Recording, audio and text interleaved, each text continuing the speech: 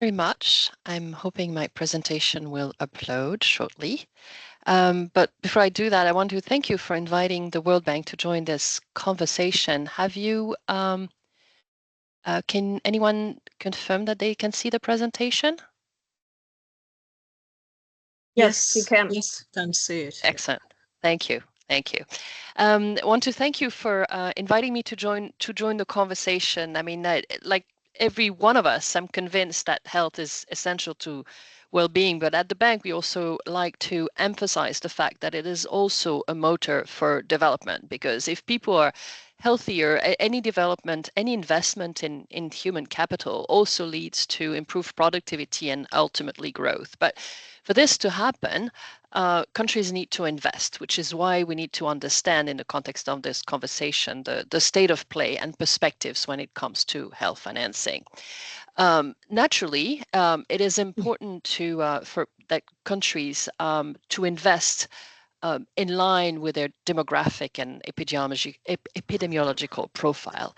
At the same time, and this will be the beginning of the presentation, we need to keep the big picture in mind of health financing globally.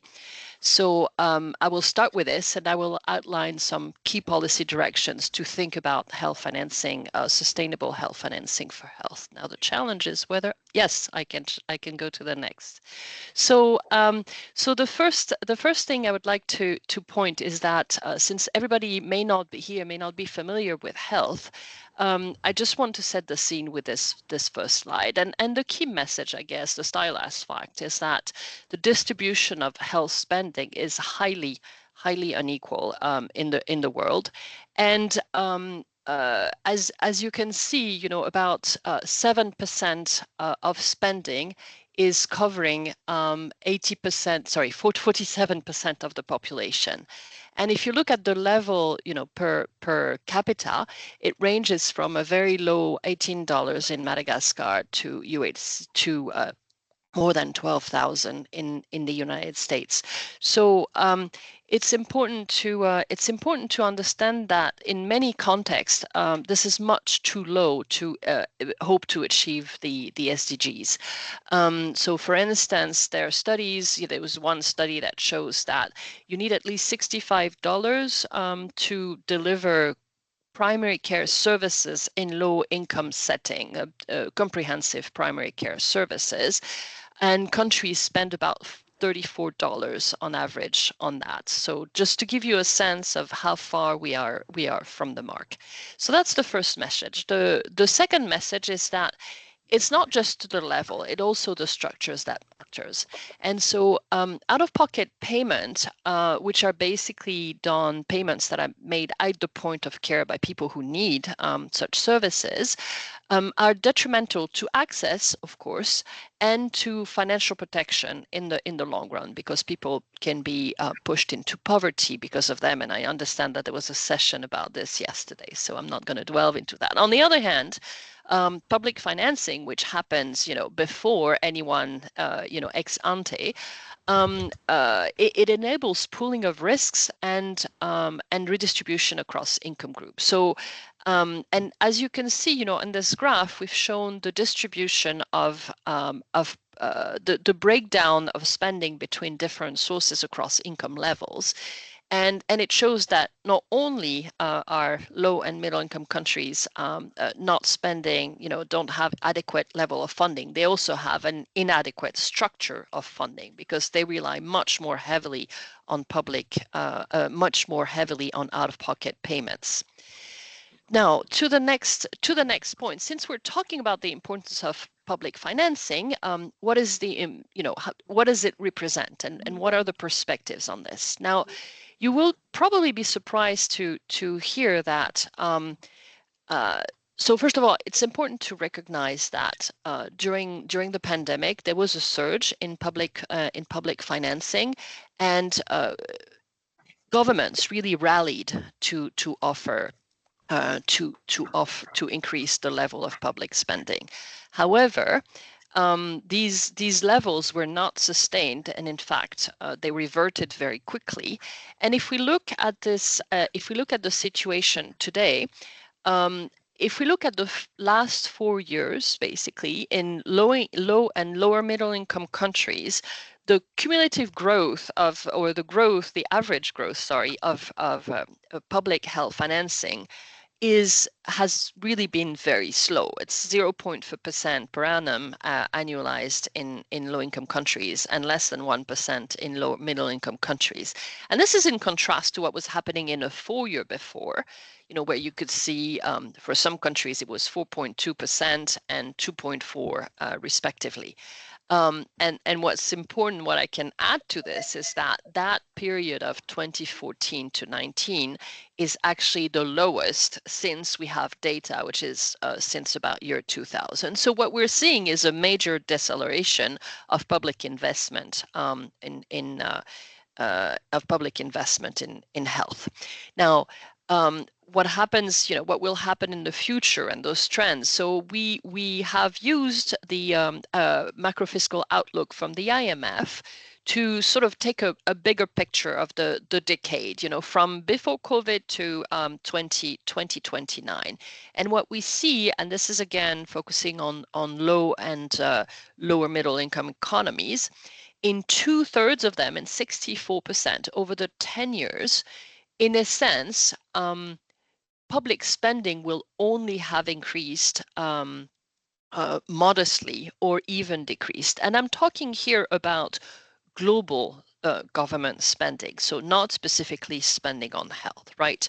So what happens then to spending on health is depends on the priority given to health, and this priority is, as you can see on the left graph, it's probably not necessarily increasing, but they're also very important competing priorities. And for instance, the interests on the interest for some countries, at least, the interest on the debt burden. So we know that there are at least 20 countries in which, over the next few years, the interest burden will be around 15% of of government spending, when on average, just to give a sense of the proportion, low and middle income countries spend 5% of their government spending on health. So the growth of total, to summarize, the growth of public spending is slow and will have been slow in this decade, and there are competing priorities. So that's a possible threat. Now, if we come to the issue of demographic change, as I said hinted in the beginning, it is important, but in the grand scheme of things, it is perhaps not as important as the overall picture the overall trends that I've been talking about. Nevertheless, we know that with aging and with aging higher expenses, higher spending. And but it's important also to understand that this impact is perhaps not as strong as what might expect, because it depends on things that are eminently amenable to policy. So if people age well, and they tend to they can actually stay healthy a long time and only spend at the end of their life. So it's not intrinsic. It's not, aging is not intrinsically leading to increases in expenditure. It's more the proximity to death, or it can be, depending on how healthy your elderly population is. And the other part that I think is underestimated is that the importance of the health system in actually managing the burden of disease and keeping it under control. So the elderly people tend to suffer more from chronic diseases, and these chronic, non-communicable diseases, if they're well managed, do not necessarily need to lead to episodes of hospitalizations, which are what drives and acute care, which are what drives expenditure linked to aging. So the importance of the quality of service delivered is really should be noted. Now, Now, moving on to the solutions. I mean, there are basically 3 points I want to make, and I realize the time is flying. So the first one is that fiscal policies will always matter for health, and we really need to advocate for fiscal policies that sustain public financing for health. And several countries have been able, even in the face of tough circumstances, to do better, to invest more in health.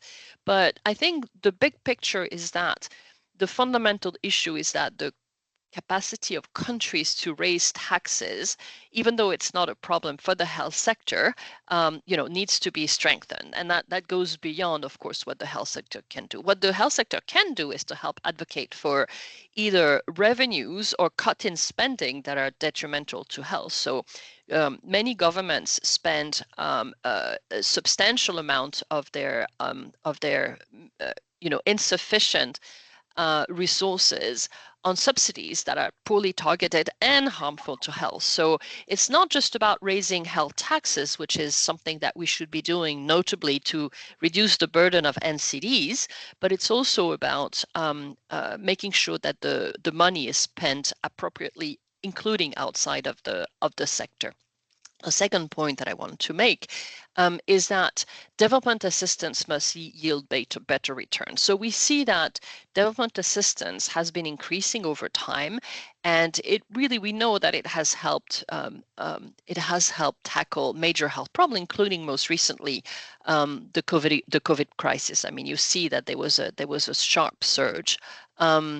But we also know that development assistance brings some challenges in terms of fragmentation of the funds that the donors, that the countries, recipient countries have to face, and the inefficiency linked to that, to reporting and so on. A lot of it is also not on budget or on system, creating parallel structures that ultimately are inefficient, more often than not inefficient. Now, again, there are examples of countries that have managed that have been able to manage public spending, development assistance in a way that is better aligned. So we should take an example in this, and really, I mean, countries must also be true to their word and just renew their commitments, or not just go beyond, apply the commitment that they have renewed to be aligned with the Paris Declaration agenda. And the last point I want to make, and my presentation is nearly over, is that when resources are scarce, it's also very important to invest them well. And so I just want to give two examples here.